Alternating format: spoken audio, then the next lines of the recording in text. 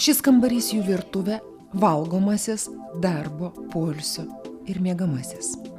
Visas tėvo ir 6 vaikų gyvenimas verda čia, šioje mažoje erdvėje, todėl griežtai pagal grafiką. Jie visi kartu valgo, draugė ruošia pamokas, draugė tvarkosi ir eina miegoti. Taip pat pagal susitarimą, 4 lovose, 3 ant žemės. Mes visi pasitarėm ir tėtis nusprendžia. Tai taip ir susitvarkom. O tai ten tie grafikai yra rašomi kiekvieną savaitę? Ne, čia visai vasarai, čia jau buvo paskutinis dienos dabar tam grafikai. O po to, tai nebent savaitgalį jie tvarkosi taip, jau kai į mokyklą, tai tėtis viską pasidaro.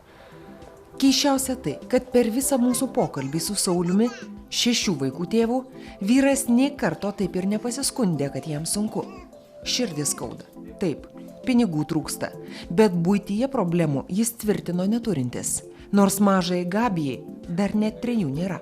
Robertas 5, Lukas pirmokėlis 7, Saulė 9, o vyresnieji dvyniai Karolis ir Deimantas 6. Aš kaip ir gamint senai mokėjau, o ten tvarkytis irgi. Nuo mažens pripratintas, tai kaip ir skalbti automatinį įmetė ir tiek to skalbimų, tai kaip ir normaliai, kaip ir. Tik tai matosi, jeigu ateina ten kaimynė ar dar kas nors, tai ten Gabija atsisėda ant kelių, tai suprantu, kad ten reikia kažko, tai ne tik tėčio zau, taip, tai nežinau, normaliai.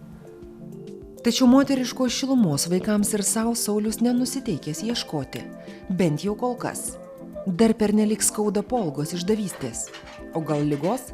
Juk sveikų protų neįmanoma suvokti, kaip 8 vaikus pagimdžiusi moteris gali jų atsisakyti. Tiesiog išeiti iš namų, kai mažai dukreliai vos 1 ir nebegrįžti. Gastrolių buvo ir anksčiau, sako Saulius, bet įsiblaiviusi po daugiadienių ji pareidavo ir maldaudavo atleisti. 4 kartus ar 5 skyrėmės ir vėl susitaikėm, tai va taip ir 6 vaikai atsirado po to susitaikymas. Bet tai gerai, jeigu matot, kad jau žmogus išgerinėja ir kad nelabai rūpinasi tais vaikais, tai... O ką jūs galvojot, kad man įdomu? Tai, kad mane vedėsi į bažnyčią ir už rankos ten prisiekinėjau bažnyčią, tai kažkaip jau galvojau, kad nors kas yra šventa, bet tai gausi taip, kad nieko nėra. Gal dėl vaikų galvoju, kad nors dėl vaikų reikia gyventi, ten tos meilės nežinau, ar ten dabūnės. O to pasirodo, kad ten ir tie vaikai ne per daugiausiai rūpėjo. Nes ten ir alkani būdavo ir neprausti. Išeina skalbti visą dieną, vieną skalbimų mašiną neišskalbė ir vis, kiek kartų ateina į kambarį, tiek vis girtesnį būdavo. Sakau, jau geri, ne, aš negeriu, po to jau čia jau Gabijos maistelis išbertas ten, kas nori padaryta čia namuose. Čia nebent per išeiginės matydavo, taip, tai aš sako, kad jinai viena gerdavau, nes aš darbe pastoviai būdavau, matydavau tik tai jau finalas, kad jau miega viskas. Atėjęs iš darbo. Aš jai sakydavau, kad tavai gydykis, aš ten ar išeiginės, ar atostogas paimsiu. Tačiau Olga nesutiko gydytis, o grimzdo vis gilyn ir gilyn. Prieš mus palikdama kone mėnesį gėrė kasdien, sako Saulius.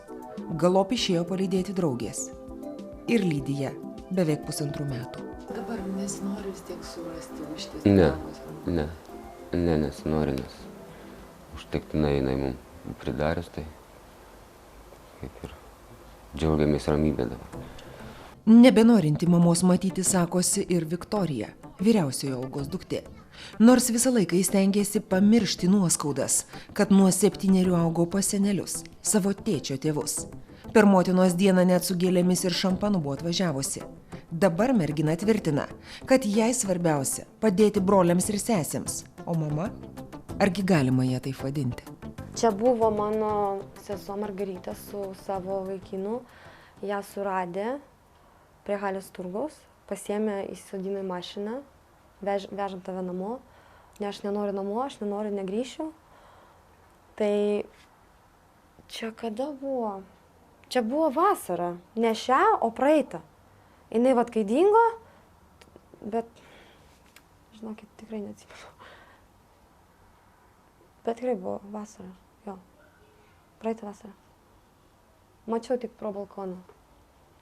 Kad atvežė ją, nusileidau pašnekėti su ją. Tiesiog pažiūrėti, akis norėjau.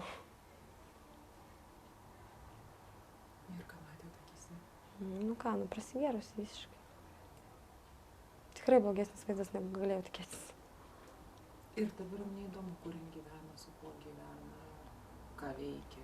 Tiesą pasakius, nu kad ir kaip būtų žiauru, gal skambės man visiškai nesvarbu.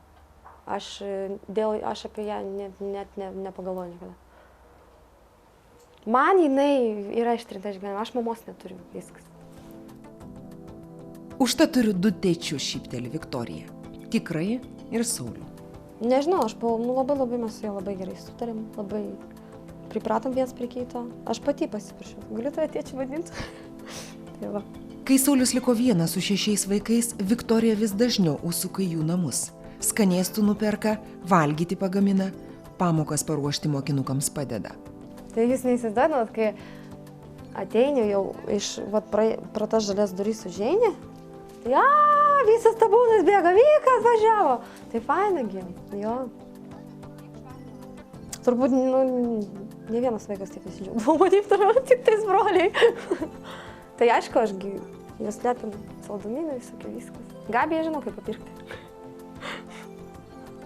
Yra 2 suaugusios dukros ir jos padeda šitai šeimai, šitiems 6 nepilnamečiams vaikams ir jų tėvui. Tikrai, santykiai yra geri. Ir vaikai yra geri. Aš domėjausi mokykloje, Baltupį mokyklą lanko. Iš tikrųjų, jokių neigiamų atsiliepimų nieks socialinė darbuotoja man bent jau nepasakė. Po to visi vaikai lanko Karito dienos centrą. Irgi iš ten atsiliepimai apie šeimą teigiamai. Ir apie patį Žukauską, apie jų rūpestį. Ir esu mačius tą vyriškį pavargusi, supykusi visokį, bet išgerusi, pavyzdžiui, nemačius. Vis laik namuose būna tvarkinga ir netgi pavadinčiau pedantiškai tvarkinga kaip vyrui. Iš tikrųjų, jis labai susirūpinę savo vaikais. Bent mano lankymo metu ir iš aplinkinių negavau neigiamos informacijos apie jį. Bet žinoma, nėra tobulas. Mačiau ir supykusi, ir pavargusi tiek vaikų, vyrui sunku, bet visą laiką susitvarko ir rūpinasi, tvarkos visas išmokas. Tačiau vos užvėrę ankšto kambario duris, vaikai mato kitokį gyvenimą. Namas, kuriame yra jų socialinis būstas, nelabai toli nuo Vilniaus centro, tačiau įeiti į jo laiptinę nėra jauku. Abu liftai jau porą metų neveikia, todėl į 10 aukštą Saulių su vaikais tenka kulniuoti pėsčiomis, pakeliui pasilabinant su jau įšilusiais kaimynais, nors dar tik rytas. Dabar nors elektra yra, anksčiau ir jos nebuvo, sako socialinė darbuotoja. Tiesiog visai neseniai skaitėm su kolegom, kad šitas namas, Kalvarijų 159, pirmam policijos komisariate užima 1 vietą pagal iškvietimų skaičių. Tai čia vadinasi, policija gana dažnai atvažiuoja, tai čia nėra ramus tas. Tai iš tikrųjų daug socialinių būstų ir kontingentas yra prastas. Nenoriu, kad supyktų tie gyventojai, nes yra visokių, bet yra iš tikrųjų labai daug problematiškų šeimų. Ir kol tie vaikai yra maži, nepilnamečiai, vyriausiam dvynukam 12 metų. Iš tikrųjų, pakeitus jiems tą aplinką, galbūt jiems net toks naujas gyvenimas prasidėtų. Nes iš tikrųjų ir toliau, jeigu, pavyzdžiui, jie gautų būstą, toliau būtų teikiama pagalba socialinių darbuotojų, būtų lankoma, būtų motyvuojamas mokėti, ieškoma galimybių, bet per tą skolų, tą 6 000 barjerą, kaip sakoma, sunku net peržengti. Ir čia jūs galėtumėt labai padėti.